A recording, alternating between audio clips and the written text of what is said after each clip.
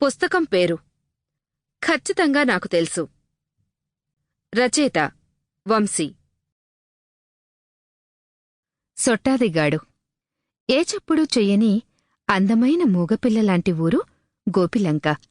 ఇంజరం పంచాయతీలో ఉన్న గోపిలంక పచ్చని కొబ్బరి తోటల మధ్యన దాక్కునుంటుంది. గోదావరి గట్టుమీద పెద్ద రావి చెట్టు, దాని పక్కనే యానంవేపెళ్తున్న ఫ్రెంచ్ కాలువ, ఆ కాలువ మీద వంతెన, అదెక్కి అటుపక్కకి దిగితే సాయిబాబా గుడి.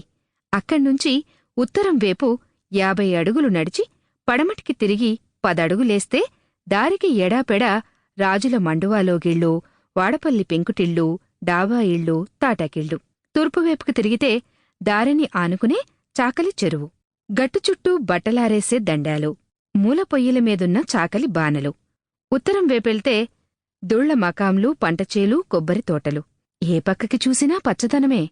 ఆ ఊళ్ళో ఉన్న 60 ఎకరాల తోటలు, ఊరికి ఎదురుగా ఉన్న గోదావరి మధ్యలో ఉన్న 100 ఎకరాల లంకలు రావికంపాడు రాజులవి.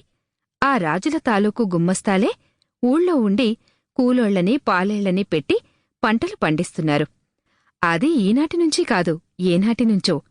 అయితే దొంగలుగాని, దోచుకుపోయేవాళ్లుగాని ఆ ప్రాంతాలకి రాకుండా కూలోళ్ళు, పాలేళ్ళు, ఉద్దారకుడు పగటిపూట కాపలాగాస్తే రాత్రిపూట గంగాలమ్మ తల్లి కాపలా కాస్తుంది. గంగాలమ్మంటే మామూలు మనిషి కాదు, గ్రామదేవత, మహాశక్తి, ఆదిశక్తి. ఆవిడికి విగ్రహం లేదు. తోటలో ఒక పంపర పనస చెట్టు మొదట్లో బొట్లెట్టి గుగ్గిలం పొగేసి అగరొత్తులెలిగించి నైవేద్యాలు పెట్టుకుని దండాలు పెట్టుకుంటారు.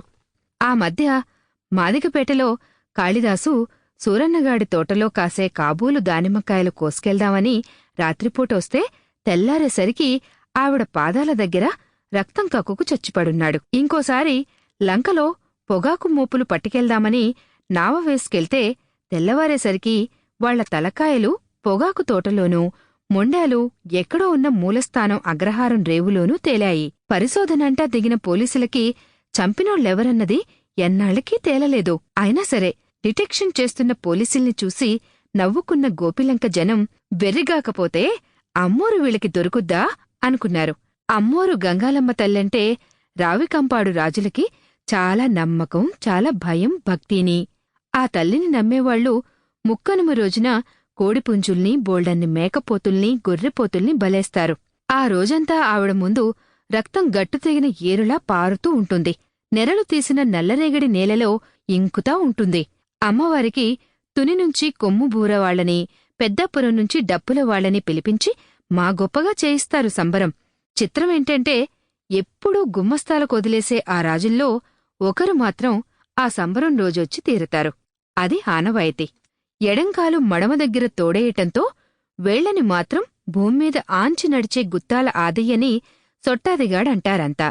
చాలా కష్టపడి పనిచేసే ఆ సొట్టాదిగాడి నోరు మంచిది కాదంటారు.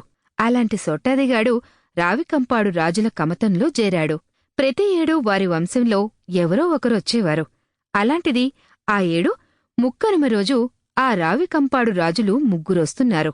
గోపిలంక గంగాలమ్మవారి సంబరం చరిత్రలోనే ఇదో గొప్ప వింతని గుమ్మస్తాలంతా తెగ కంగారు పడిపోతా సంబరం చాలా పెద్ద ఎత్తున జరిపించే పనుల్లో ఉన్నారు. రకరకాల బెత్తాయింపులు, రకరకాల ఏర్పాట్లు జరుగుతున్నాయి.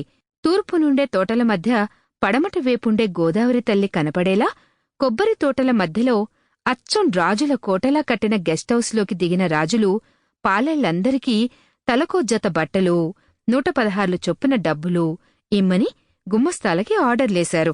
ఎక్కడ దొరికిందో 3 ముంతల సందకల్లు దొరికింది సొట్టాదిగాడికి. దాన్ని లాగిస్తుండగా రాజులు తోటలోకి దిగారన్న సంగతి తెలిసింది.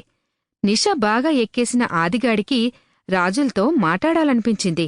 సొట్టాదిగాడలా అనుకుంటున్నట్టు అక్కడెవరికైనా తెలిస్తే కాళ్లకి పలుపుతాడు మెలేసి పక్కకి లాగేసేవారు. కాని ఎవరి పనుల్లో వాళ్ళుండటంతో ఈణ్ణి పట్టించుకోలేదు. గెస్ట్ హౌస్ బాల్కనీలో కూర్చున్న రావికంపాడు రాజులకి ఈ తోటల్లో మా గొప్పగా దర్శనమిచ్చే ఆ గోదావరి తల్లి, ఈ వాతావరణం ఇంత గొప్పగా ఉంటుందని ఇప్పుడే తెలిసొచ్చింది.